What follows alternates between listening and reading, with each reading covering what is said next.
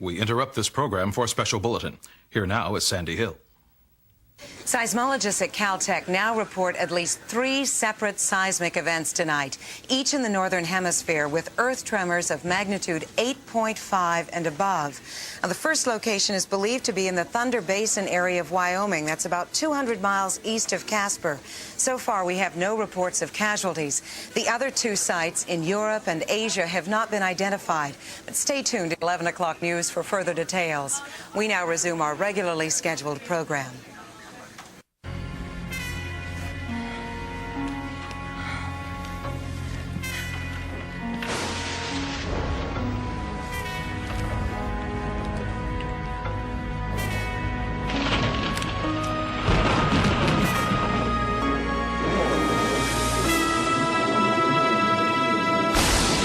We interrupt this program for a special report from Evening World News in Washington. Here now is Chief National Affairs Correspondent Sander Van Oker. Good evening. A meteor shower, which appears at this time every year, erupted into a massive cosmic event tonight as pieces of an enormous asteroid plunged to Earth. Reports are just coming in, but it appears that at 8:24 p.m. Eastern Time, the near-Earth asteroid known as 6645 Venturi hurtled from space and broke apart, striking the Earth at 3 separate points around the globe. Aftershocks were felt from Kamchatka Island in the Aleutians to Santiago, Chile. In all 3 cases, the meteorites hit deserted rural areas, leaving wide impact zones. Scientists say if any one of them had struck near an urban center, the results would have been catastrophic. We begin our coverage with correspondent Pamela Barnes outside Mount Palomar Observatory in the mountains east of San Diego. Sandy, as this story first broke, the report suggested that 3 massive earthquakes struck worldwide. The initial shock waves registered within minutes of each other at Caltech. The best image we have right now is this infrared shot from a KH-11 reconnaissance satellite. The crater is 2.4 kilometers wide, more than 1.5 miles across. The red you see around the rim is a section of scorched earth from a wildfire that set the grasslands ablaze at the moment of impact. Correspondent Bree Walker was vacationing in Wyoming when the meteor hit. She came in with the first fire crews, and we go to her above the crater. I'm told we're having trouble with the feed from Wyoming, so we'll bring Bree Walker's report to you as soon as possible. In the meantime, we go to Barry Steinbrenner of affiliate KTML in Casper, Wyoming. With fires from the meteor crater raging out of control, units from the 3rd Air National Guard Wing were quickly called in to extinguish the flames. More than 10,000 people living west of Thunder Basin are being evacuated by National Guardsmen amid fears the fires may spread.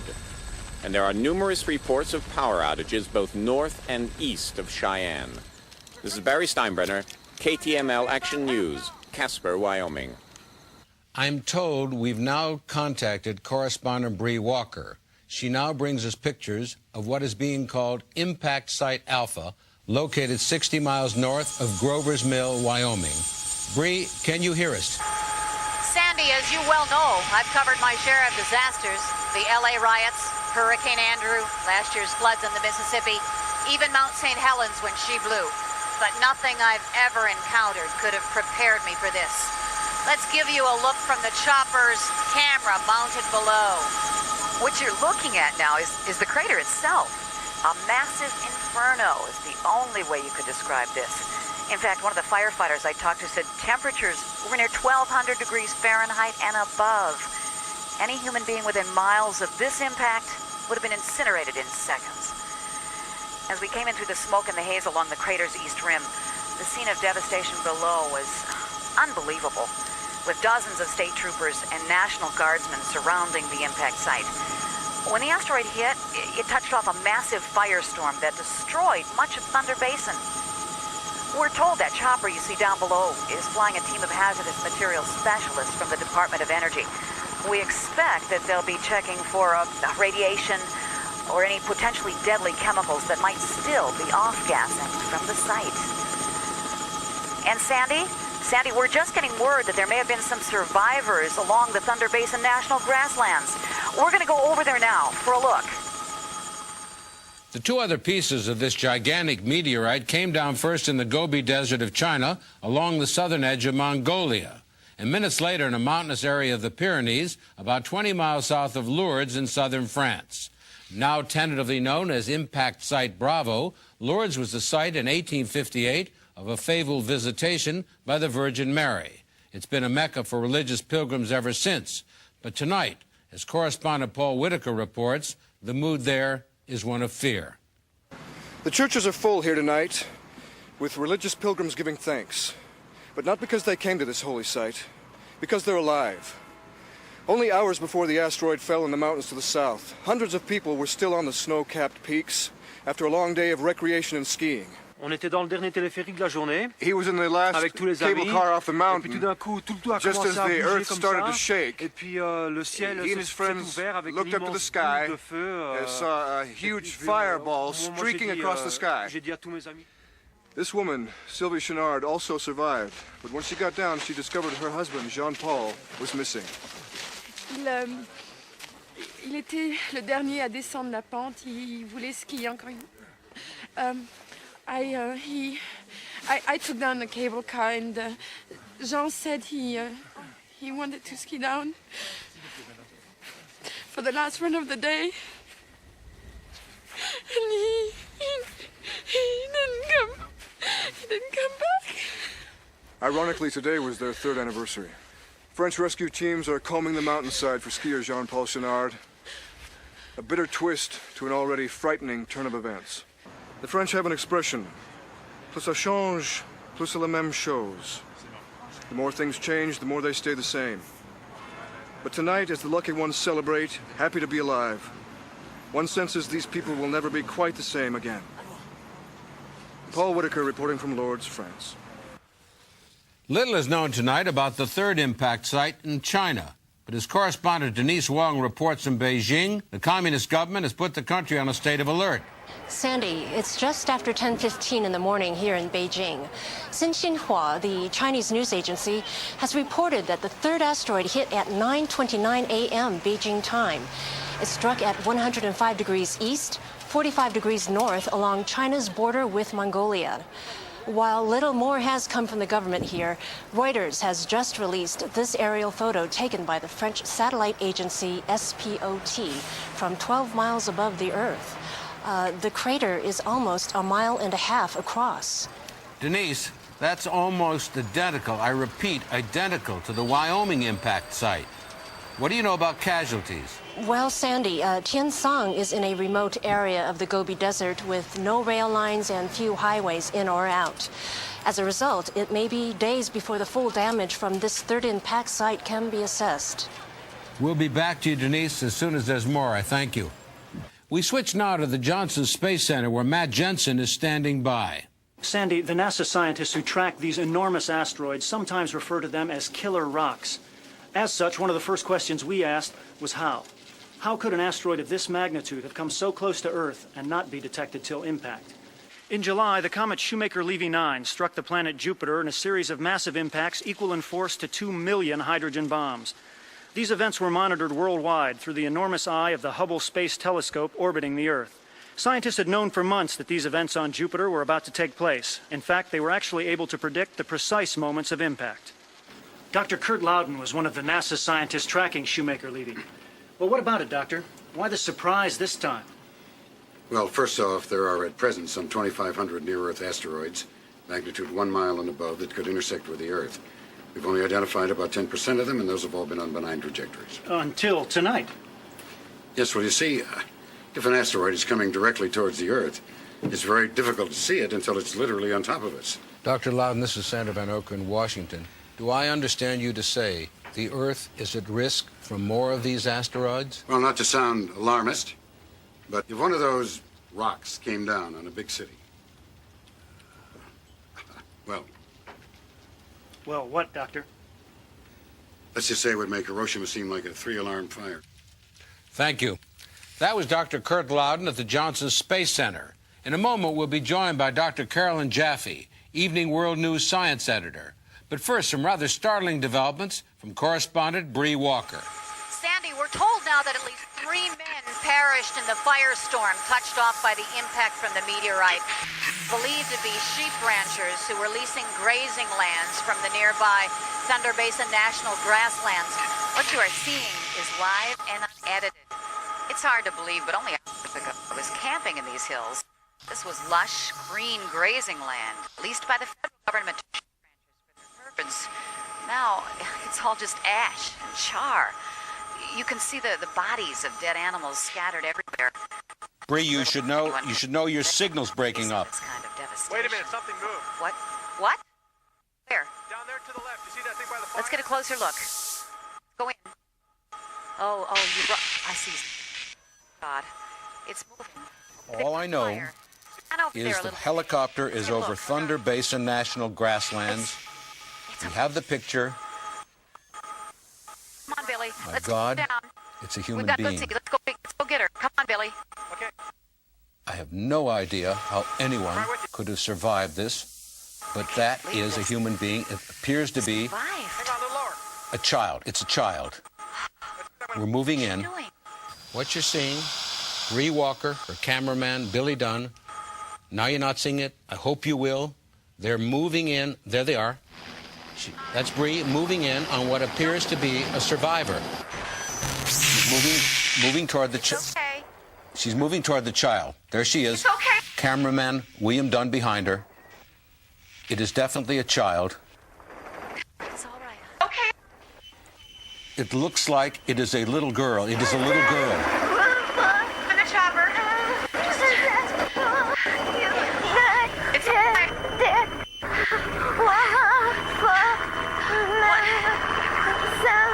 I cannot tell you what she is saying. As you can see, she appears badly burned. How she survived, I will never know.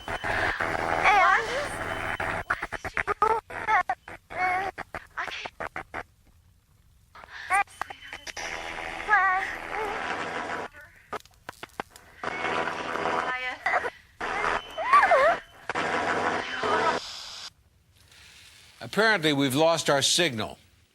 That's just extraordinary to think that anyone could have survived so close to that fire zone.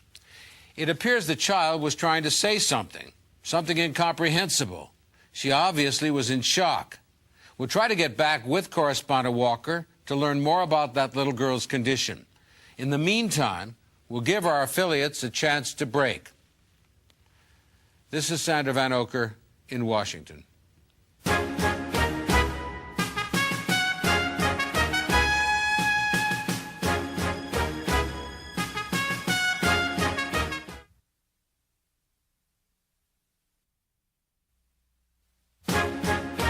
Here once again is Sander Van Oker. If you're just tuning in, all of us witnessed a remarkable rescue tonight. After 3 fragments from a giant asteroid fell to Earth, causing untold damage worldwide, an Evening World News crew was flying over one of the impact sites when they saw something moving. Correspondent Bree Walker and cameraman William Dunn found a survivor, a little girl. We still don't know who she is or what she was saying.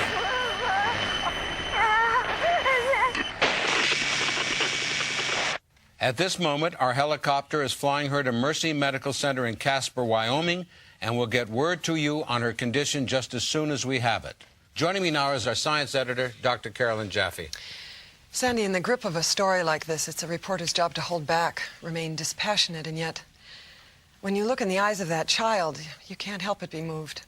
I understand you prepared a report on just how powerful these meteors can be. That's right, Sandy. The philosopher George Santayana once said that he who forgets history is destined to repeat it. Well, the 3 asteroid fragments that rained down on the Earth tonight weren't the first, and most likely they won't be the last. The crater at Winslow, Arizona, more than half a mile across, an enormous hole caused by an iron asteroid just 60 meters wide that hit more than 50,000 years ago. In 1908, an object the same size exploded a few miles above the ground near Tunguska River in Siberia. The shockwave, with the force of 15 hydrogen bombs, incinerated millions of acres in an impact area that would have spread from Maine to the Carolinas if it had hit the Northeast. But both of these were just BB shots compared to the big one. Known now as the KT event, scientists now believe an object in the order of 7 to 10 kilometers wide impacted 65 million years ago along the Mexican Yucatan Peninsula. A month after impact, the debris from the giant crater covered the Earth in a dust-like cloud that blocked out virtually all sunlight. Billions of life forms were killed within weeks, and ultimately the dinosaurs that had ruled the world for 140 million years perished. And Sandy, if an asteroid even one half that size were to hit the Earth today, the death rate could easily match that of the Black Plague, which wiped out half the population in Europe during the Middle Ages. Well, the question I've got to put to you is, how real is the threat to the Earth today? I'm afraid it's quite real. 2 years ago, NASA scientists calculated that the odds of a person dying from a near-Earth asteroid were about 1 in 20,000, about the same as being killed in an airline crash. And that's what they assumed? Until tonight. You see, the danger's increasing. Why is that? Astronomers at NASA's JPL say there is a 20% likelihood that because of the meteor shower tonight, we can expect more of these Earth-bound asteroids. Forgive me, I apologize, but they're ready now for that report from NASA. And we go to the Johnson Space Center, where correspondent Matthew Jensen is standing by. Matt? Sandy, the men and women who track these giant near-Earth objects have been working non-stop to analyze the data ever since the first impact at 7:24 Central Time. We were inside the operations center, where we regularly follow the shuttle flights.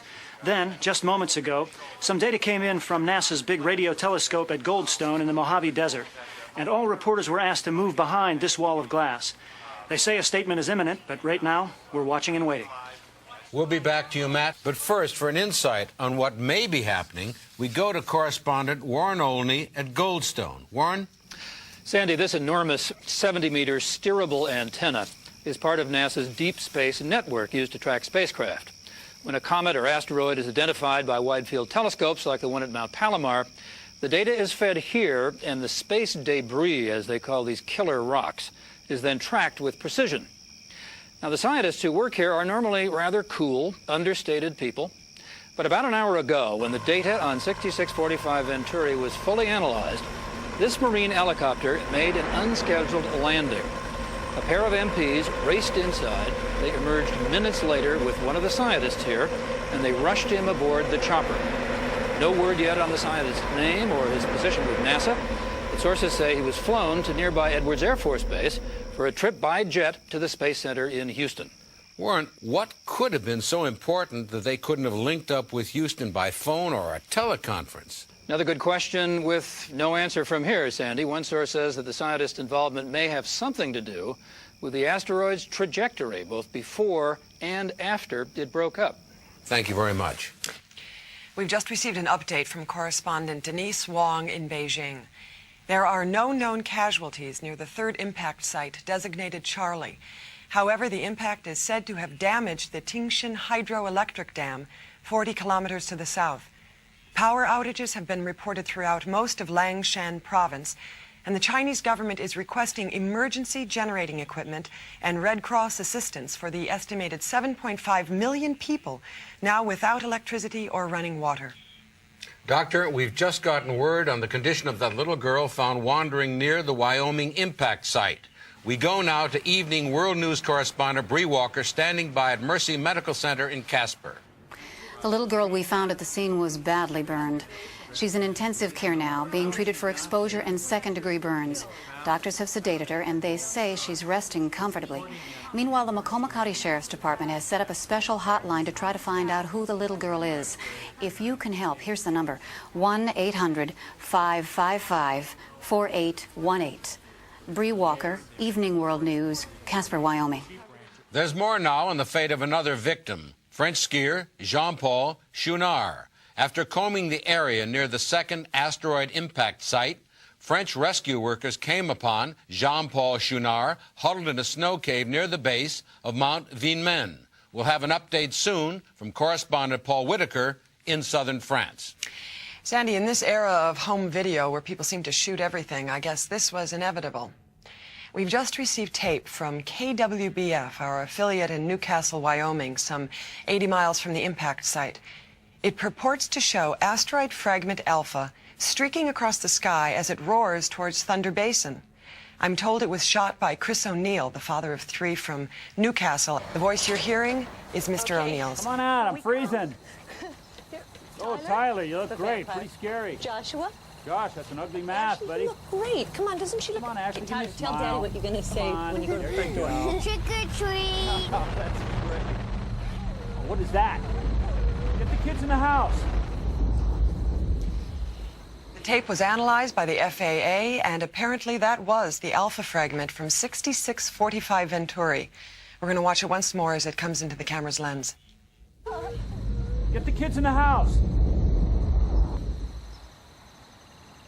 Sandy, we're happy to report that no one was hurt, and the children went on to trick-or-treat with one incredible story to tell. Well, thank goodness for that. There's new information on that scientist rushed to Houston to confer with NASA officials. He is Dr. Avram Mandel, an astrophysicist at NASA's Jet Propulsion Lab. Sandy, sources say Dr. Mandel visits the Space Center here in Houston at least once a month, but this is far from a routine trip. In fact, we've just learned that he's flown here not on a conventional carrier, but in the jump seat of an Air Force F-16. With a maximum airspeed of more than 1,400 miles an hour, the flight time from Edwards to Houston should put Dr. Mandel on the ground some 22 minutes from now. Sandy, correspondent Robert Marino has just flown in from Denver, and he is at the edge of Impact Site Alpha. Apparently, the police there have just changed the ground rules. Robert? All of the news crews here have been asked to pull back from the immediate edge of the crater. The official reason is safety. State police saying that there have been aftershocks as a result of the impact. But none of the press on the ground here has felt anything, and there's been stepped-up activity at the crater by NASA scientists. We shot this video only moments ago. Sandy, as you can see, dozens of investigators from NASA and the Pentagon have been flown into the site, which is now beginning to resemble a small air base. You can see a chopper below landing, carrying additional troops armed with assault weapons. Why the government would need firepower like that at the site of a meteor impact is anybody's guess. We're told among the personnel being moved to the site is a team of map makers from the U.S. Geological Survey. In addition, the FAA has now established a no-fly zone immediately over the crater. They've made it quite clear that anyone violating this restriction would be fired upon. So these are the last pictures you're likely to see for a while. Sandy, at impact site... Robert, we're going to have to cut away. A statement is imminent from the press room at the Johnson Space Center. We go now to correspondent Matt Jensen. After a virtual blackout since the first impact, Dale Powell, NASA's Director of Community Relations, is about to speak. Mr. Powell, can you tell us... I have a short statement. There will be no questions at this time. Let me just say from the outset that what we're about to show you is based on findings that are preliminary at best. We didn't get that. The findings are not, I repeat, not definitive. Data just analyzed by the Space Center's computer suggests that the asteroid 6645 Venturi was approaching the Earth on a precise trajectory for impact at 90 degrees north latitude when it broke up over the polar ice cap. The 3 debris segments that split apart landed at the following impact points. 0 degrees longitude near Lourdes, France. The other 2 sites were at 105 degrees west in Wyoming, and the same longitude east in Mongolia, here and here. All 3 sites were located at 45 degrees north latitude. What, they're filling it? That is all we have at this point. Dale, wait a minute. You're saying they broke up over the North Pole and came down in a perfect pattern? That is correct. What does that mean? What have you concluded from that? Made no conclusions at this point. Well, what are the chances that a random asteroid would hit and break up and fall with such precision? No comment. Well, what about the fact that Dr. Avram Mandel is being flown here on an Air Force fighter jet? What about it? Well, you couldn't have gotten him down here any faster if you'd shot him from a cannon. So what's your point? Well, according to his bio, he is a founding member of SETI. Does that mean extraterrestrials were involved? Like I said at the beginning, there are no questions. Come on, Dale, give it. Well, no. come on. Okay, stand by. I'm going to go live here. Ready? There you have it, Sandy. Back during the Watergate, they would have called that a non-denial denial. This isn't like NASA. Ever since the Challenger disaster, they've been one of the most open agencies in the government. That's right, Sandy. But as soon as I mentioned SETI, Powell shut right down. SETI was originally a NASA program. Yes, but just last year their funding was cut. Most of the scientists here are members of SETI. And as you know, Sandy, SETI is an acronym. It stands for the Search for Extraterrestrial Intelligence. Now, these are scientists who are dedicated to the belief that there is life on other planets. Our continuing coverage, Asteroid Fire from the Sky, will resume after this.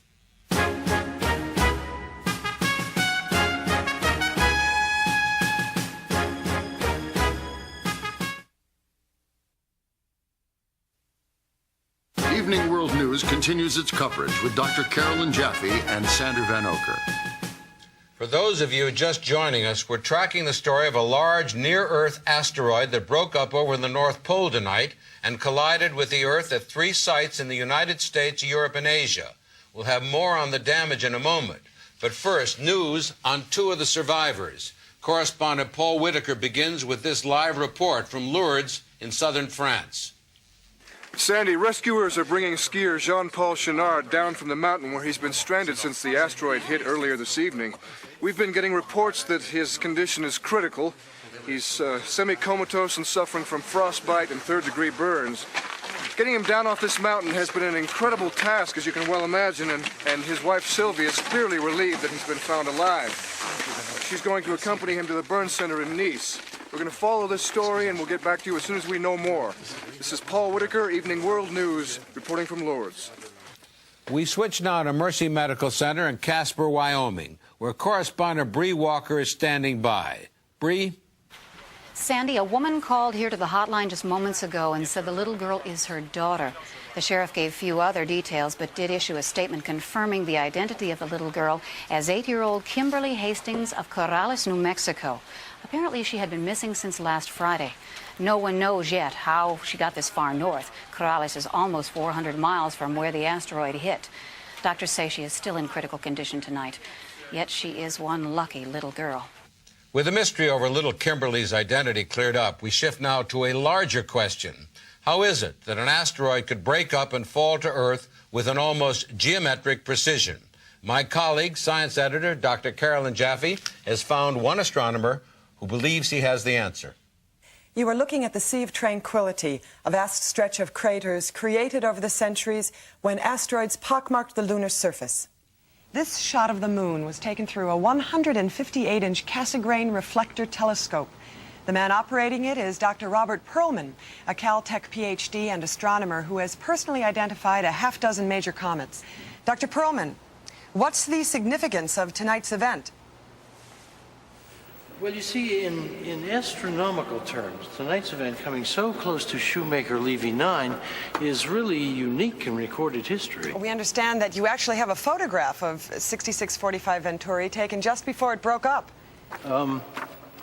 This was taken at an elevation of 12,500 miles above the pole.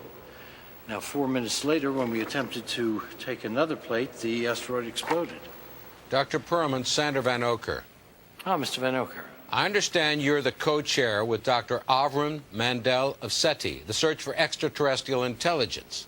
I am. Well, Doctor, what do you make of the announcement by NASA that the asteroid fragment struck in precise order? Well, it just confirms what we've been saying for years. I mean, with 200 billion stellar systems in the Milky Way galaxy alone, the existence of intelligent life beyond Earth is undeniable. Perhaps, but why jump to that conclusion in this case just because the asteroid fragments hit at the same latitude?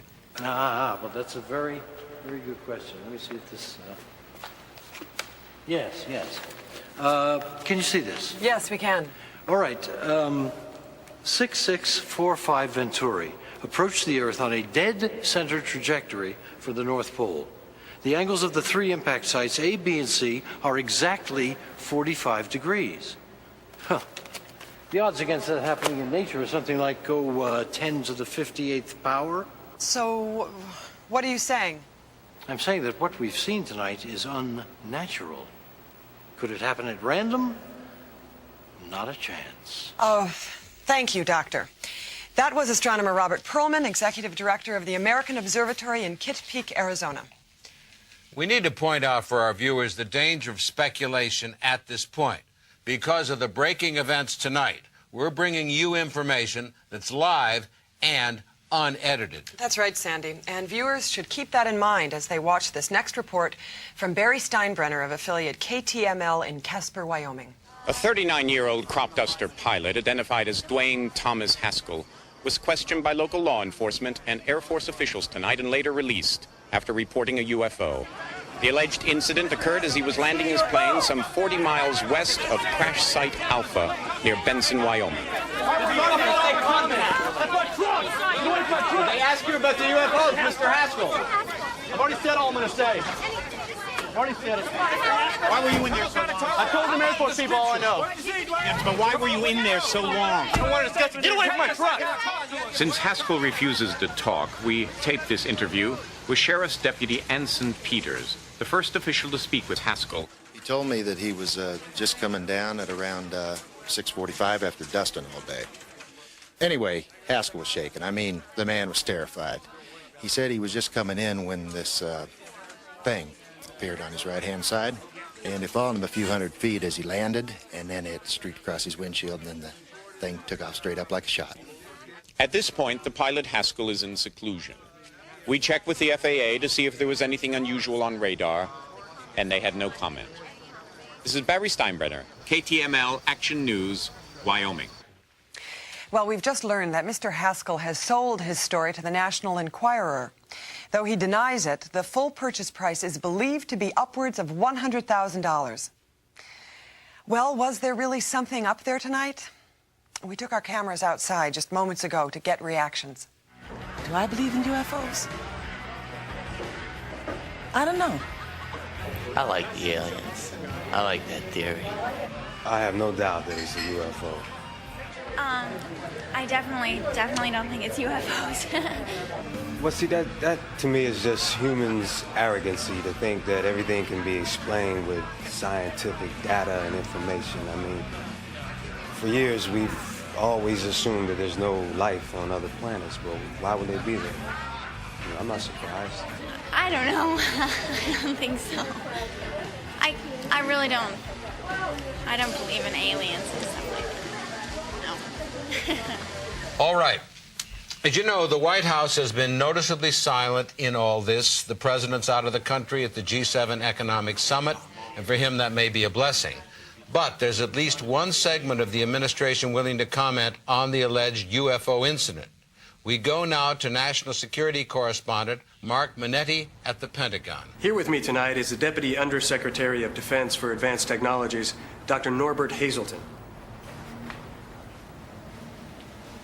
Now, Doctor, with NASA's announcement of how the asteroid fragments came in, I suppose that talk of UFOs was inevitable. Absolutely. They all come out of the woodwork at times like this. Right. Granted, the crop duster report has yet to be confirmed. But what about the findings of Dr. Robert Perlman? He's a respected scientist. Look, there's an irresponsible segment of the scientific community that seems bent on proving the existence of little green men, and that's fine. The problem is that the U.S. has been trying to establish contact for decades to no avail. 7 separate unmanned probes have been launched toward the edge of the galaxy, beaming messages from Earth. There have been more than 1,000 U.S. space shots alone since the 1950s. Another 2,400 by the Russians. 12 men landed on the moon and returned without sightings. We wanted to find them. There was nothing. What about the geometric pattern of the crashes? I mean, how could something so precise simply be attributed as a natural phenomenon? Well, I've got just one answer for you. Snowflakes. Hundreds of trillions of them fall to Earth every year, each with an intricate geometric pattern and no two alike. Nature is precise in its randomness, and that is the fascination of it. Thank you, Doctor. Back to you. Sandy, with these allegations of UFO involvement, we shouldn't forget the real story here. That the more than 2,000 near-Earth asteroids still uncharted by NASA represent a significant threat to the Earth. 2 years ago, during a football game in Peekskill, New York, fans observed this meteorite streak through the sky where it almost destroyed a residential neighborhood. In 1972, an alert photographer in the Grand Teton National Park caught this object as it streaked across the sky at 33,000 miles an hour. With an estimated weight of 1 million pounds, it narrowly missed a campground with thousands of people. And in 1989, an asteroid half a mile wide narrowly missed the planet. The Earth had been directly in line with that giant rock only 6 hours earlier. You're saying that we were only 6 hours away from catastrophe? That's right.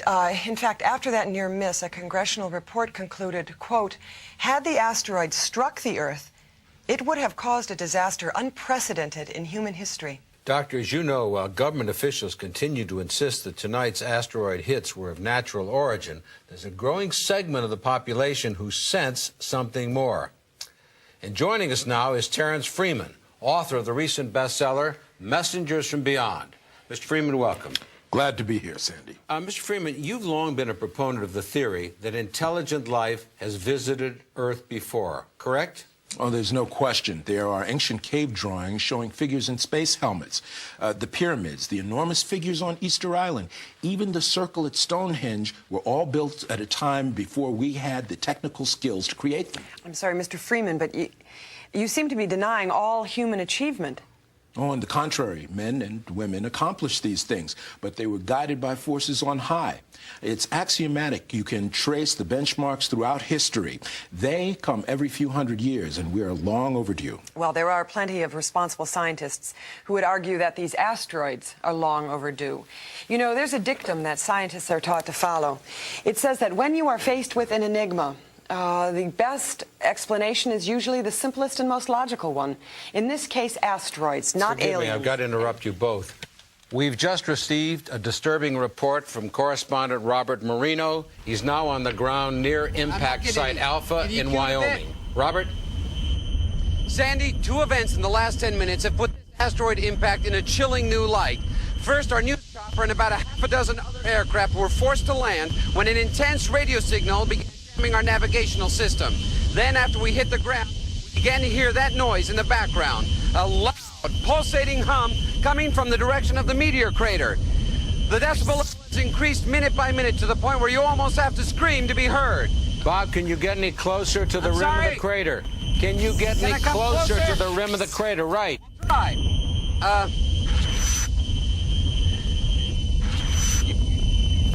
You hear the sound level increase as we move towards the crater. It's eerie. It's a sound unlike anything I've ever heard before. And it's loud.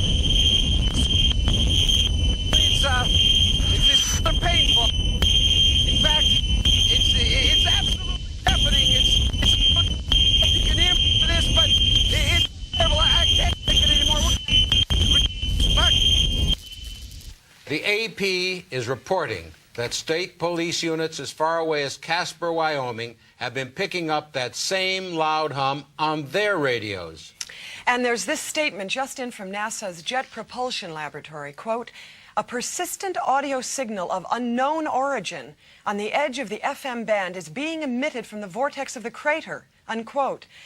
In other words, that apparently benign piece of space rock is charged electronically and sending out some sort of signal. Matt Jensen has more from Houston.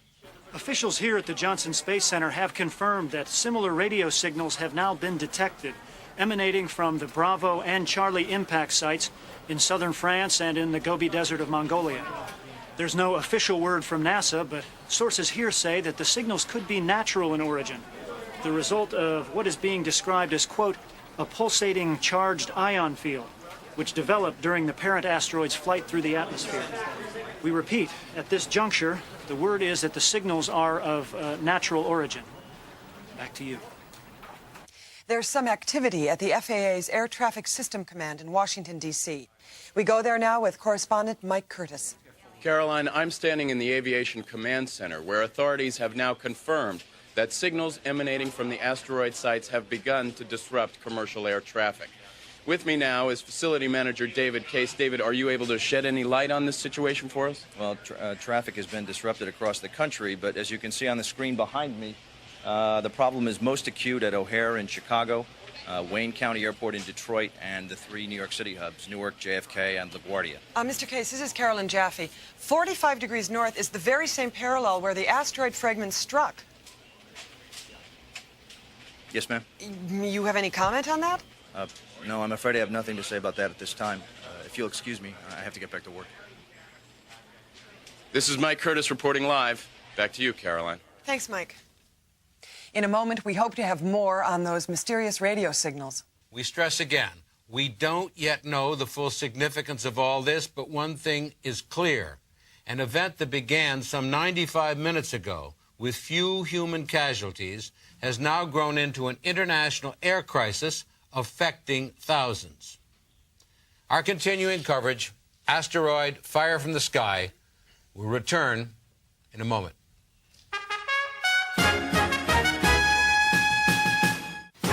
Here, once again, are Dr. Carolyn Jaffe and Sander Van Oker. For those of you just joining us now, we are following an ever-widening crisis touched off by the impact tonight of a massive meteor that broke up and fell to Earth.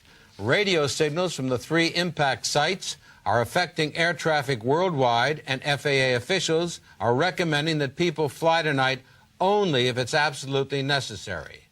We go now to one of the cities hardest hit. Correspondent Ernie Anastas is in New York.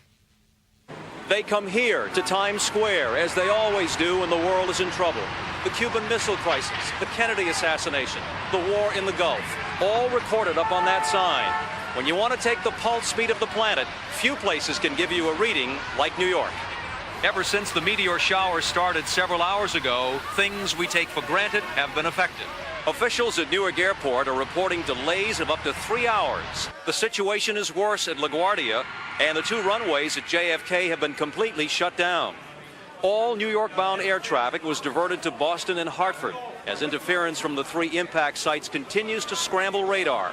The only planes moving at LaGuardia were outgoing flights. The resulting gridlock at airports has produced massive traffic jams. This is the Holland Tunnel tonight, and as you can see, traffic backed up with thousands leaving the city by car. Others abandoned their vehicles and rushed into the tunnel, trying to get out of the city on foot. New York City 911 Emergency Center is overloaded now and running on backup generators at this hour. The police and fire departments have called in all off-duty personnel during the crisis. And finally, hundreds of people of all denominations jammed St. Patrick's Cathedral tonight for a prayer vigil conducted by Terence Cardinal O'Connell. So, Sandy, here we are at the foot of the tower where the ball drops every New Year's Eve. And if we had stood here last December 31st, looking ahead to 1994, I assure you that no one would have predicted this. Ernie Anastas, Evening World News, New York. As money markets open now in Asia, there are reports that trading has been suspended on the Hong Kong and Tokyo markets. Scattered power outages have been reported throughout Europe and Asia, but for the most part, people are staying calm, just watching and waiting to see if the unthinkable is possible. Could intelligent life exist elsewhere outside our solar system? And if so, do they have the capability of visiting Earth? Doctor? Sandy, America is a country that thrives on conspiracy. The very word cover-up is part of our national lexicon, and for close to 5 decades now, tens of thousands of Americans have been convinced of 2 things: that there is something out there, and the government doesn't want us to know. The UFO era began in 1947 when a sheep rancher in Roswell, New Mexico, found fragments of what he said was a flying disc. Later, the Air Force called it a weather balloon, but a secret government report made public years later described the recovery of 4 tiny bodies from the Roswell crash site. And ever since then, there have been hundreds of reported sightings. However, the Air Force shut down Project Blue Book, concluding, quote, "No evidence has been found that any of the UFO reports reflect a threat to our national security." Well, there's science fact and there's science fiction. To help separate the two, we go now to a man who spent years studying the threat from these massive meteors. Arthur C. Clarke, the noted author of 2001 and dozens of other books, was recently nominated for the Nobel Peace Prize. He joins us now live from his home in Colombo, Sri Lanka. Dr. Clarke, Thanks for being with us. My pleasure. Dr. Clark, as far back as 1973, in your book Rendezvous with Rama, you wrote about the threat from near-Earth asteroids. Isn't that right? That's correct. There are those who believe tonight's impacts may have some connection to extraterrestrials. What's your view? Well, I believe there's plenty of intelligent life out there in space, but actual visitors, very unlikely, despite the claims of the UFO enthusiasts. Why is that? Well, we've been sending out radio, radar signals for 50 years. They now fill a volume of space 100 light years across, but we haven't had any reply. Well, UFO advocates would say that you have had replies, but that the government just isn't telling. Nonsense. I'd give any saucer gate about 24 hours to unravel. And apart from the broadcast transmissions, NASA has made attempts to send messages to any possible civilization in space using the Voyager space probes. I understand you have a copy there of the disc they sent out on Voyager 2. Yes, a record like this, carrying pictures and messages from the peoples of Earth and from the United Nations. Well, if they're out there and we sent them a beacon, so to speak, why wouldn't they answer? I'm afraid it's a function of time and space. The distance between advanced civilizations may be thousands of light years, so even if they were traveling at the speed of light, it might take them several millennia to get here. But just for the sake of argument, say it was possible. All right, and the question is, why bother to come here? For the Earth to be chosen, we must assume we're rather special. But looking at the primitive state of our civilization, I think that's very conceited. So what are you saying? Well, there's a much bigger issue at stake. The need to protect ourselves against rogue asteroids, which are very real and pose a much bigger threat to Earth. Thank you, Dr. Clark. That was scientist and author Arthur C. Clarke speaking to us from Sri Lanka. We go to Lourdes, France, where correspondent Paul Whitaker has an update on the condition of Jean-Paul Junard, the French skier who survived the second impact. I'm here at Julian Airport near Lourdes, France, where just moments ago doctors airlifted Jean-Paul Junard to the Colombert Burn Center in Nice. We spoke to Junard's wife Sylvie just moments before they departed. No, pas maintenant. What is your husband's condition, please? He was trying to tell me, I don't know, maybe how he survived. I just don't know. But Jean-Paul is strong and he will not give up. C'est tout, je dois m'en aller. In the meantime, Air France has suspended all flights in and out of Rome, where these bizarre radio signals threaten to paralyze one of Europe's busiest airports. This is Paul Whitaker, Evening World News, Julian Airport near Lourdes, France. Wyoming police have widened the area of evacuation to some 200 miles around impact site Alpha. And we're about to go live to correspondent Robert Marino near... No, I'm sorry, we're not going there. We're not. We just received word of an unscheduled briefing at the White House. Correspondent Mike Curtis is standing by. Mike? Sandy, a formal briefing had been scheduled for 11 p.m. tonight to coincide with local news broadcasts, but moments ago the White House press corps was summoned here for what's being described as a high-priority briefing. Press Secretary Barbara Schiller, that must be her now. Barbara, one question, please.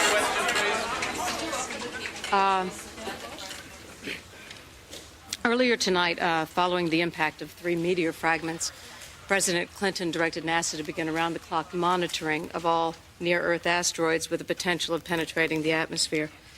At approximately 9:17 p.m., the Air Force's geodes tracking stations at Socorro, New Mexico, Maui, Hawaii, and Diego Garcia in the Indian Ocean detected the presence of what appears to be a second asteroid.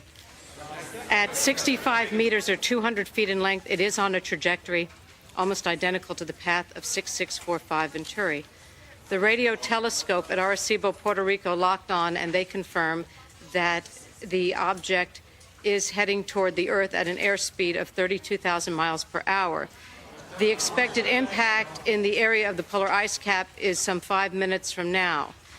At 9:52 p.m. Eastern Time, the President and Joint Chiefs of Staff ordered units of the 388th Fighter Wing from Hill Air Force Base in Utah to a full alert. A pair of F-16 fighters from the 18th Space Surveillance Squadron were ordered into the air on a Defense Condition 2 status. The planes are armed with Hawk optically guided missiles capable of destroying the asteroid before impact. These missiles are tipped with 2-kiloton low-yield nuclear warheads. The F-16s are expected to be in target range at approximately 10:16 is 4 minutes from now. Barbara. Yes, Mario, yes. Barbara, how can the president possibly justify the use of nuclear weapons? Well, a panel from the National Academy of Sciences met tonight, and their conclusion was that if the asteroid penetrated the ice cap, then the consequences to the Earth's ecological balance could be absolutely catastrophic. So. What about the radio signals jamming air traffic? How will that affect the F-16's launch? It is our understanding that the traffic is affected only along the 45th parallel. Yes, 45th parallel. Yes, Michelle. Did the president consult Congress? The president did speak with leaders of both houses earlier this evening. Yeah. And what about other world leaders? Russian President Boris Yeltsin and Chinese Premier Deng Xiaoping have been informed. Both leaders have expressed their consent, as has the chairman of the UN Security Council. Let me just tell you one other thing, and that is that the missile hardware that is to be used is identical to that which was deployed so successfully in the Gulf War. That's all that we have at this There's word just in that the event will be monitored live at the Johnson Space Center. They're deciding whether or not to give the media access to the feed, but NASA, which has been quite quiet throughout much of this crisis, now seems to be opening up. Matt Jensen's live in Houston. Why the sudden turnaround? Sandy, no one here wants to openly break ranks with the White House or the Pentagon. But there are a number of scientists who are unsure about the use of nuclear weapons. Among them, Dr. Kurt Loudon, who we spoke with earlier. Doctor, what is your concern? Simply this. With an incoming projectile moving at 50 times the speed of sound, a close-quarters air engagement may be quite ineffective. Also, the prospect of a nuclear burst over the ice cap may produce consequences even more dire for the Earth's ecology. Ladies and gentlemen, the point being, Sam, NASA will be monitoring U.S. Strategic Command off at Air Force Base, Omaha, Nebraska. We will be listening to the voice of Air Force Launch Control Officer Major Scotty Powers. You will be allowed to stay. That was Dale Powell, the Director of Community Relations here for NASA. He has just told the press that we will be allowed to stay here in the Operations Center where they will be monitoring the F-16s. So we'll be back when the missiles are ready to be launched. Doctor, there's late word from New York, where the United Nations Security Council has gone into special session. Correspondent Ernie Anastas is outside UN headquarters. Excuse me, could you tell me why you're here tonight? To let the world leaders know that if we are being visited, if the asteroids represent some kind of contact, then the world should respond in peace. Ambassador, what action will the Council take? In the event of the unthinkable, and these are indeed extraterrestrials, we'll try and formulate an agenda for receiving them. Personally, I don't care if it's asteroids or aliens. The most important thing is to keep our families safe, keep our homes safe. If they come to Brooklyn, we'll know what to do. And I come down here with my boys from SUNY College. Figure maybe we could find us some enemies, smack some heads. Why so hostile? You kidding me? I got a brother flies for the airlines. Now, if these things are messing with air traffic, we got to stop them. The two fighters that took off from Hill Air Force Base in Utah will be designated Interceptor 1 and Interceptor 2. We go back now to Mission Control at the Johnson Space Center. Sandy, we're at T-minus 52 seconds and counting here. You'll be seeing 3 pictures up on that active matrix display.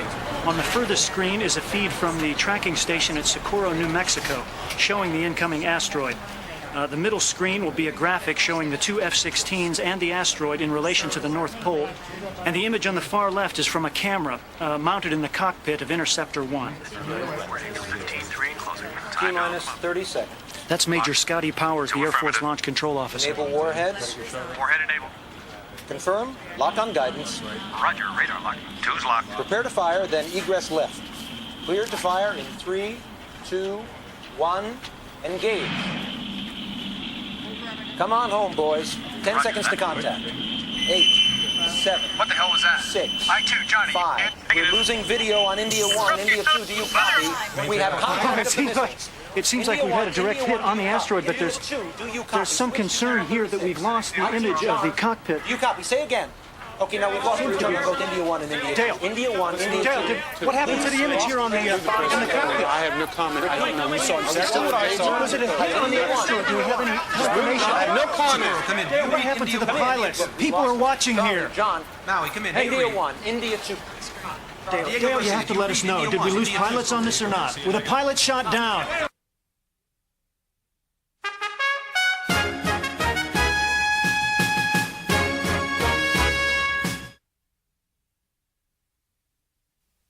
At 10:16 p.m., some 4 seconds before the asteroid was destroyed, the transponder signals from the two F-16s went off the radar screens. At the same time, the sounds we've been hearing from the craters were heard in the F-16's transmissions. The two pilots, Air Force Captain Charles Reichheiser, 32, and Major John Pastorelli, 36, both of Hill Air Force Base, are missing and presumed dead. The nuclear submarine USS Houston, which surfaced at the polar ice cap, has reported seeing debris consistent with the afterburner of an F-16. Search teams are racing to the scene from Gander, Newfoundland. Now to the Pentagon, where the Air Force is about to conduct a briefing on what they're calling defensive engagement with the meteor. The postmortem will be handled by Deputy Undersecretary of Defense Norbert Hazelton and General Lucian Alexander, U.S. Air Force Chief of Staff. Let me say at the outset that we are deeply grieved over the loss of two outstanding Air Force pilots. But they gave their lives so that we can stand here tonight and report a near-perfect mission profile. I want to stress that the warhead loads were extremely low yield. Any trace radiation should dissipate in the atmosphere within a matter of days. All radio signals from Wyoming, France, and Mongolia have ceased once again.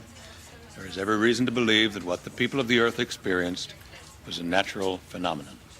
General Alexander, how can you attribute this to natural phenomenon when we all saw the glow inside the cockpit? Just a lens flare.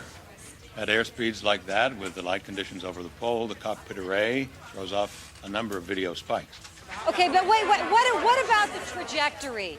All right, come on, 6645 Venturi and the same asteroid, the latest one, they were on the identical path. Not surprising. It's not surprising. It's quite possible they were both part of the same source asteroid. No, the pieces simply split in deep space and came in online. I'll tell you one thing, ladies and gentlemen. If there was ever an argument for jump-starting the anti-missile defense shield, this is it. We were lucky tonight. Good shooting, great hardware. The next time, it might be a different story. Next time, General? What do you suggest? There's going to be a next time? That anti-missile shield the General was talking about, of course, is the Star Wars system, a favorite of President Reagan's, put on the shelf when President Clinton came into power. Sandy, the Air Force F-16 jet carrying Dr. Avram Mandel has touched down in Houston. He's about to arrive at the Johnson Space Center in Houston, and Matt Jensen is there live. Matthew? Carolyn, any minute now, that door behind me will open, and a man who has been something of an enigma in all this will arrive and speak with me. Wait, there he is. Here he comes. Dr. Mr. meeting to Any comment on the action over the pole? Actually, I do have a comment. The action of the Pentagon is frankly unforgivable. There is a force behind these asteroids that is clearly intelligent. The fact that they chose to land first in unpopulated areas demonstrates clearly that they meant us no harm. The radio signal was acting merely as a sort of transponder to help steer the second vehicle in. But if second vehicle is come crashing down to Earth. Listen to me, people. The entire notion of a flying saucer is a fiction. It's a fiction. They took the form that they wanted to take. They came in the way that they chose to come, in peace at first. What are you saying, Doctor? What I'm saying is that we have made a preemptive strike, people. We have just declared war.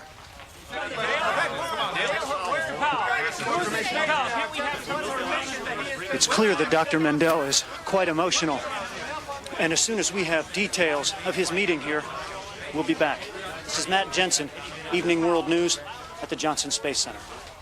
An Evening World News telephone poll suggests that more than two-thirds of the public now believes that the asteroids are connected to alien life forms. It has been a night filled with charges and countercharges, but we would be remiss as journalists if we didn't separate fact from allegation. To the best of anyone's knowledge, at this point, the giant meteors that came to Earth tonight were of natural origin. All right. With the radio signals now silent, Robert Marino is live from Faith, a Wyoming town less than 50 miles from the impact site Alpha. Robert. I'm here in Faith, an old religious community dating back to the mid-19th century. The town is well outside the evacuation zone. There were no reported casualties or incidents after the nearby impact. Then, after the meteor explosion at the North Pole, Wyoming Edison detected an unusual power surge here. They sent a repair crew out to inspect, and when they got here, this is what they found. Sandy, the streets are deserted. Everybody has vanished. Men, women, children, cats, and dogs. I mean, cars are left in the middle of the streets, and except for the National Guardsmen, there isn't a soul here. The town is completely empty, frozen in time. The sidewalks are strewn with trick-or-treat bags, as if the children had simply dropped them as they left. I don't know what else to say. It's eerie. Air National Guard Sergeant Leroy Diggs told us he was a forward recon in Desert Storm, but that he never saw anything like this. It's like they got swallowed up. We did a full house-to-house check for radiation, toxic emissions. We got nothing. I'm telling you, there's no way to explain this. The rescue workers are even using motion detectors, set to pick up the smallest movement, but there's nothing. In a town where 3,000 people live, work, and go to school, everyone is simply gone. As soon as we have any word on what happened here, we'll be back. But for now, this is a ghost town. This is Robert Marino, Faith, Wyoming. A rather sad note from France. Paul Whitaker reports from outside the Colombier Burn Center in Nice, where it's now morning. It's 6:43 a.m. Greenwich time here, Sandy, and doctors have just sent word that Jean-Paul Chenard, the French skier they plucked off the mountain, has died. He regained consciousness briefly before succumbing to injuries sustained when the asteroid hit, and doctors were able to get a recording of his last words here. Fearing that it would be exploited by the tabloid press, his widow Sylvie has requested that it be released to the networks.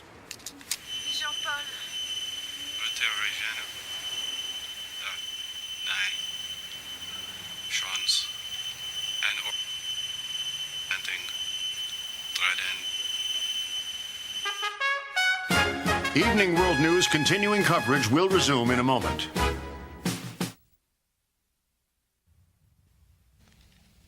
Continuing our coverage in the aftermath of three enormous meteor fragments that struck the Earth tonight, we go first to correspondent Mike Curtis at the FAA's Air Traffic System Command in Washington, D.C. Radio signals from the three impact sites may have stopped, but aviation authorities report ticket counters jammed at airports nationwide. This is Baltimore Washington International. Most airlines report delays of up to 3 hours as dozens of flights are being diverted there. Sandy, this is a continental light market, and fortunately the people at this end of the terminal are able to get out because these flights are still taking off. Authorities say it may be morning before traffic returns to normal. This is Mike Curtis at the Aviation Command Center, Washington, D.C. Meanwhile, correspondent Warren Olney has news on the final words of French skier Jean-Paul Chenard. He's outside NASA's Goldstone facility in the Mojave Desert. Warren? Carolyn, in this breaking story that seems to take a different turn every minute, we have just learned that the last words of Jean-Paul Chenard are being analyzed here by NASA's computers. They're checking for any similarities between Chenard's incomprehensible speech pattern and that of 8-year-old Kimberly Hastings, who, of course, was found more than 6,000 miles away. We'll have more on this when we get it. Now back to you. We have an update now on little Kimberly Hastings, the 8-year-old girl found wandering near impact site Alpha. Bree Walker is at Mercy Medical Center in Casper, Wyoming. Bree? Finally, some good news to report as little Kimberly's condition is upgraded from critical to stable. Doctors are still not able to get through to her verbally, so there's no way to know what, if anything, she remembers from the asteroid crash. As to how she got to the impact site, when Donna Hastings, her mother, arrived at the hospital just moments ago, she was mobbed by media wanting to know the answer to that question. How did Kimberly get to Wyoming? Daddy, I got a court order to keep him away, but he didn't care about it. Come on, fellas, give us a break, Tell us more. Tell us more. 3 days ago, he went off to daycare and he just up and he took her from me. But why so far from home? Come on, we're in here. He said that he was going to go to Canada. You're the lady from the network, right? You're the one who found Kimber? What's your name? What's your name? So much. She's so pissed to see you. Donna. She's gonna be okay. Donna. Let's go. Thank you so much. Sandy, Dr. Robert Perlman, the astronomer we interviewed earlier, has done a computer analysis of the first 3 impact sites. He's joining us now live from his lab at the American Observatory in Kitt Peak, Arizona. Dr. Perlman, can you hear me? Yes, thanks. This is a 3D model of 6645 Venturi as it came to Earth. It breaks up at a point some 6,500 miles above 90 degrees north latitude, which is the true North Pole. You can see the 3 fragments falling to their impact sites, designated Alpha, Bravo, and Charlie. As I connect the trajectories, you will see what looks like a diamond-shaped pyramid with its apex above the pole. The angles on impact are exactly 45 degrees. Forgive me, Dr. Perlman, but that looks remarkably like the line drawing you showed us earlier. What's so new about this model? Well, it will become relevant when I show you this. Now, this is an exact reproduction of a pixelated message that was sent out in 1973 on Pioneer 11. Here you will see symbols for man, the solar system, the DNA double helix, which is the basic molecule of life, and a figure representing the Pioneer spacecraft itself. You will note the upside-down pyramid. Now watch. It's unmistakable. The asteroid fragments represented a symbol. They were using the descent vectors to send us a message. That's an intriguing theory, Dr. Perlman, but I'm sure you'll agree it's subject to debate. Of course. We've invited Dr. Norbert Hazelton to join us. He's Deputy Undersecretary of Defense, and if you don't mind, he has some questions. Not at all. Fire away, Dr. Hazelton.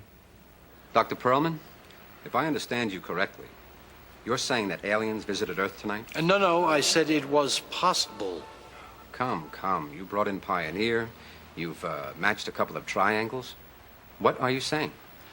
Well, if you put it like that, point blank, yes, it sounds improbable. But consider what happened tonight. The pattern of the impact sites, the radio signals, survivors speaking in tongues, an entire town missing.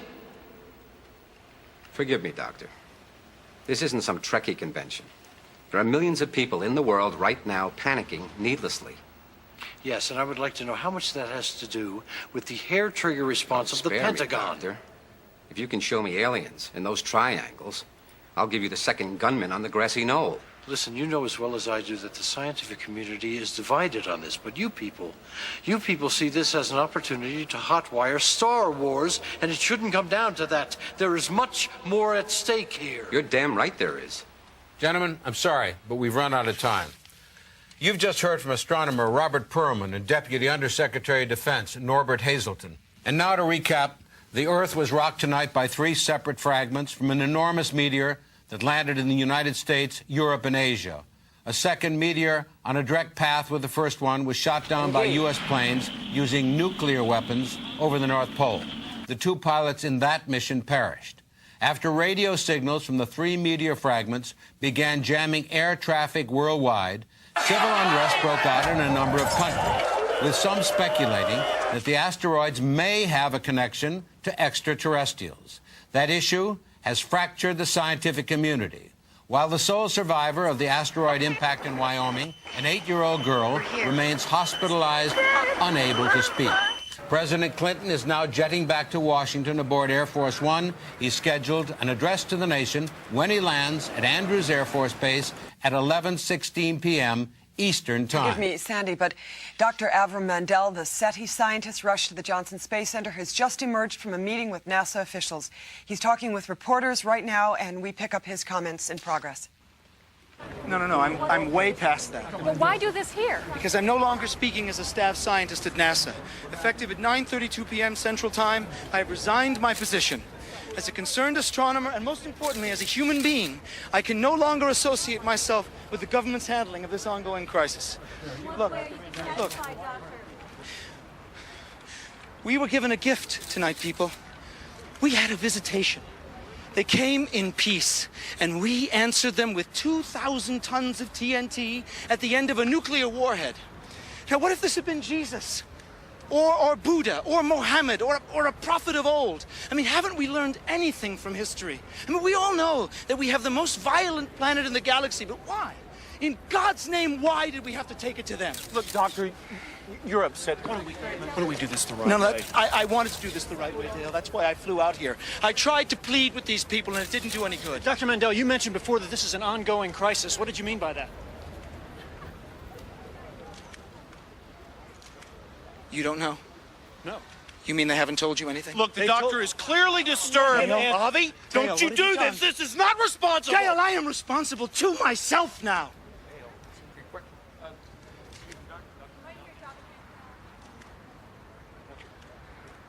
I'm so sorry.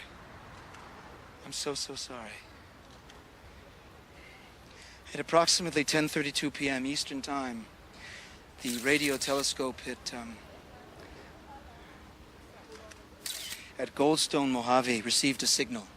Air Force tracking stations locked on as well. There are 3 asteroids of a magnitude of 2 miles each and above that are on a trajectory with Earth.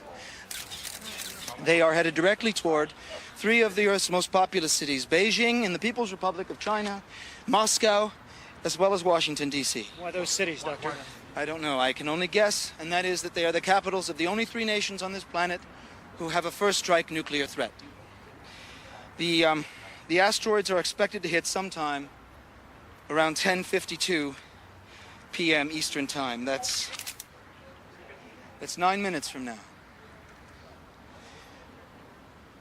We declared war against them, people. We did it. And now they've just decided to respond. So may God have mercy on us all. Our coverage of this continuing crisis will resume after this.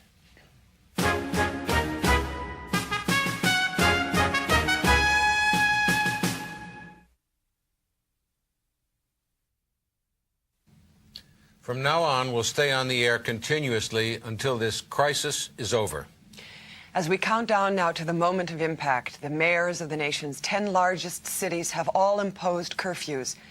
Looting is widespread amid fears of food shortages as the crisis deepens. Meanwhile, the radio signals at all 3 impact sites have resumed. This time they're affecting not only commercial air traffic, but radio and TV signals across the globe. In many countries, telephone service is out. The reaction in this country has been panic. Hopefully everything's going to be okay, but I just don't know what I'm going to do when it happens. Well, as of right now, I'm not really frightened because, I mean, I haven't seen them, and, I mean, they haven't really come after me, but if they start coming after me, yeah, I'm gonna be scared. I gotta get out of here. My family's waiting for me. I'm not a religious person. I haven't been to Mass in years, but I came tonight. Sandy, there are reports of panic worldwide as fears begin to mount. As you can see here, the French police are having no success in trying to calm the people who are rioting. While in Washington and other cities around the world, the fear is being expressed in candlelight vigils and other peaceful gatherings. No one seems to know what to do or where to go. No place is safe as we realize the magnitude of this crisis. People take to the streets in different ways, but one thing is clear. Racial and national boundaries are disappearing as the world reacts to a greater danger. The best advice anyone can give at this point is to get inside a building, move to the basement, and stay there. In the event broadcast stations lose power, turn to the Emergency Broadcast Network at AM 640 or FM 102.4. We begin with a series of reports from Evening World News correspondents. This is Paul Collingwood in Moscow. It's 6:40 in the morning here, and Red Square is completely deserted.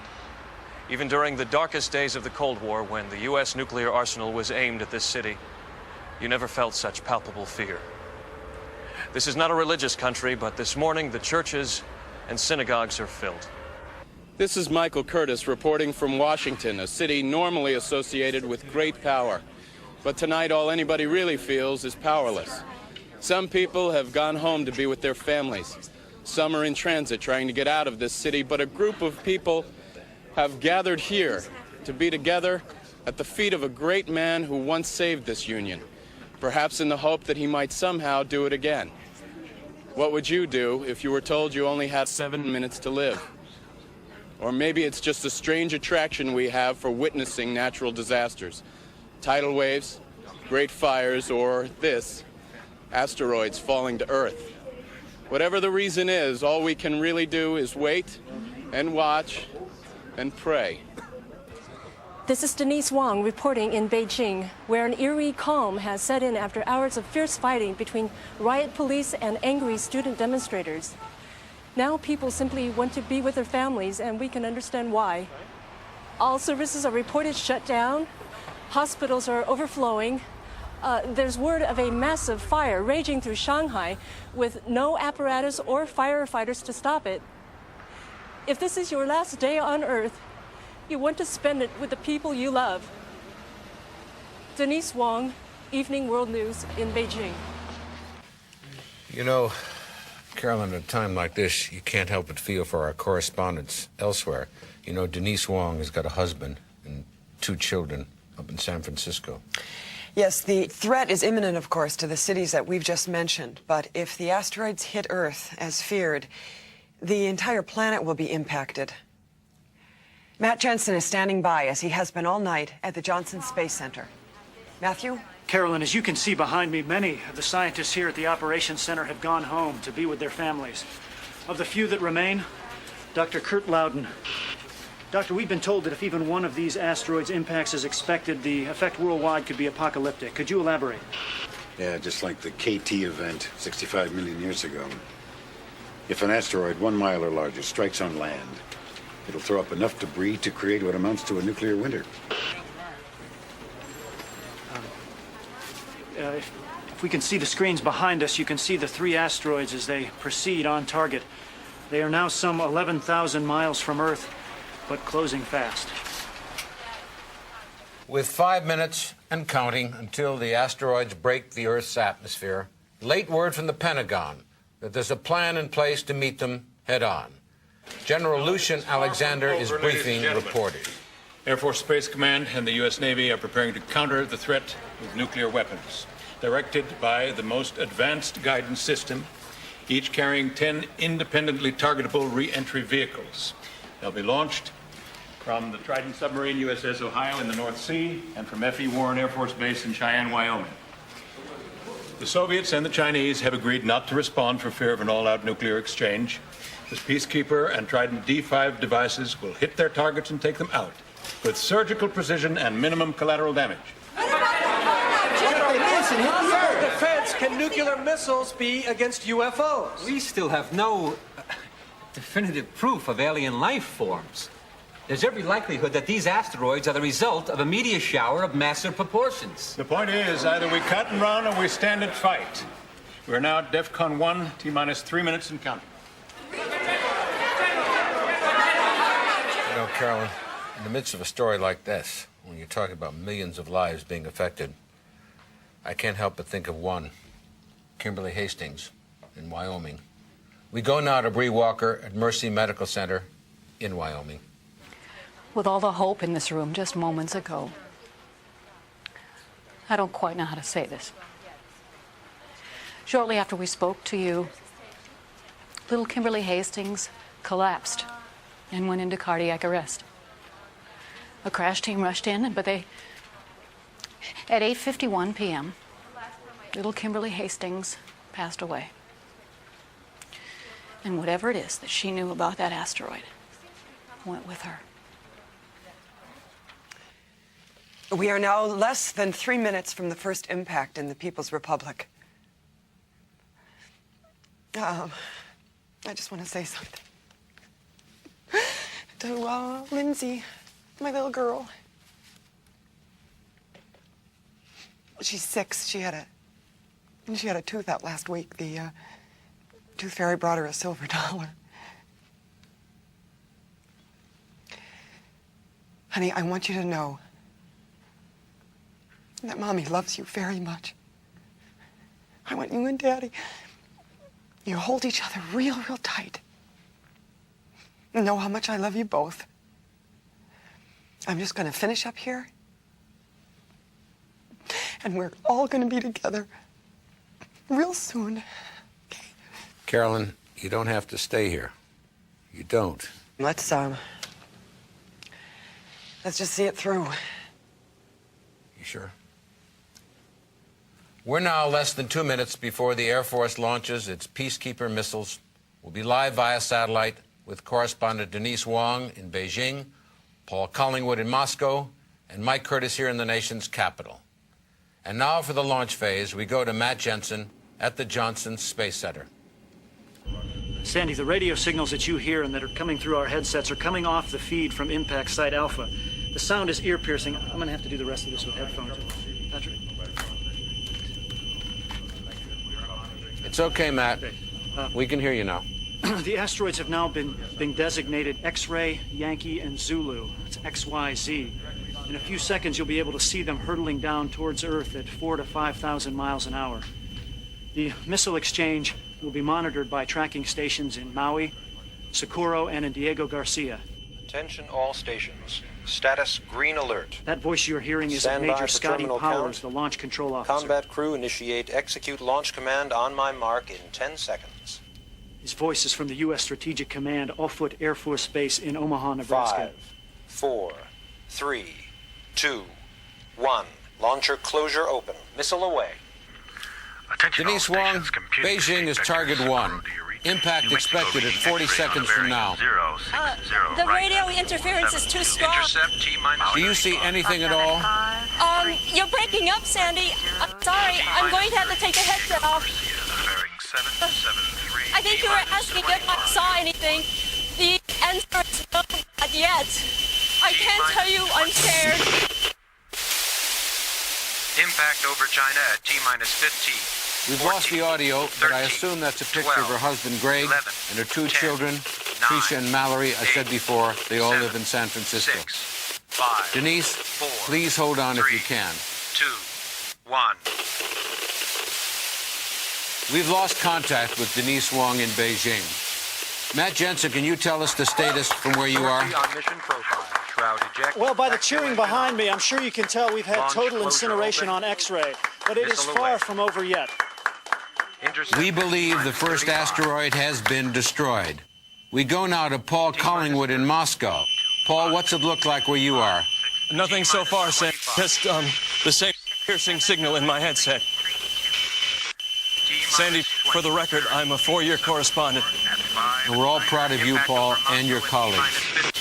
And tomorrow would have been my 28th birthday. 12, 11, 10, 9, 8, I love you, Mom and Dad. 7, 6, 5, 4, 3, 2, 1.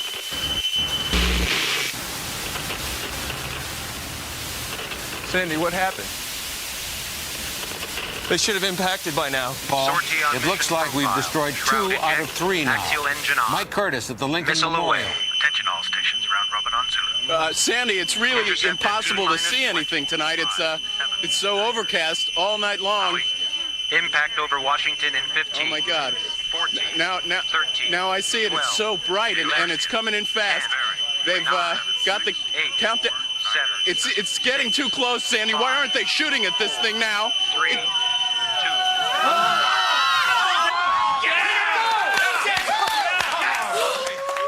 Thank God. Thank God.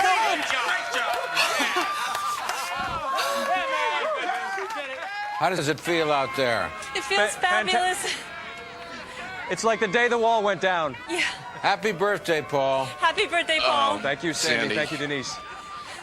We're gonna go home now. I'd say you've earned it. Thanks for a job well done. Thank you very much. Have a very good day. Have a good day. Reaction from around the world is typical of this live footage you're seeing right now.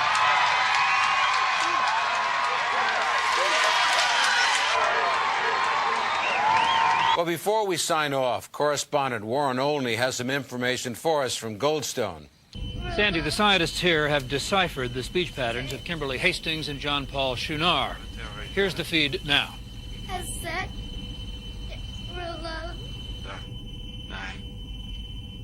Schwanz. Hacia, dirigen.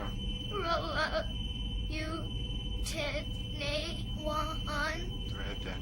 Forza. Hacia, Schwanz. 147 member states. Wait a minute.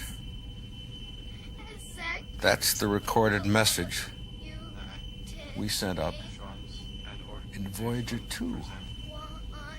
Sandy, there's a report from the Johnson Space Center. Matt Jensen is there with comes to us live. Matt? Carolyn, as you can see, the elation in the room behind me has stopped. People were cheering and celebrating, and then it was as if a balloon would burst. A quiet permeated the room, and nobody seems to be giving any indication why. Matt, what is it? Matt, what do you see? Just tell us what you're seeing, Matt. What's the cameraman's name? I'm told his name is Patrick. Patrick, just move the camera to the screen. Show us what you're seeing on the screen. Patrick, do you read? Show us what's on the. Track trajectories. No, there's too many. There's too many to calculate. Oh my God. France, this is Houston. France, do you copy? France, this is Houston. Come in, please. Do you copy? Mexico City, this is Houston. Mexico City, do you copy? Do you read me? 7. Please change frequencies and copy. Mexico City, Maui, state your vectors. Maui, state your incoming. London, this is Houston. London, do you read me? This is Houston. London, if you're there, please answer. Anchorage reports Juno has been destroyed. We have no spies. Beijing, this is Houston. Beijing, do you copy? Beijing, please come in. If you can hear the sound of my voice, please come in. Beijing. Socorro, please come in. Please. Obviously, we'll stay on as long as we can.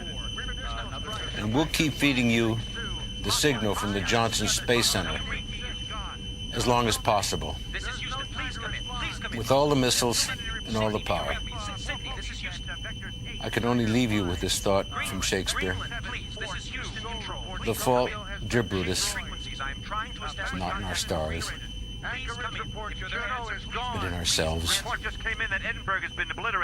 Town, Washington, this is Houston. Washington, do you read?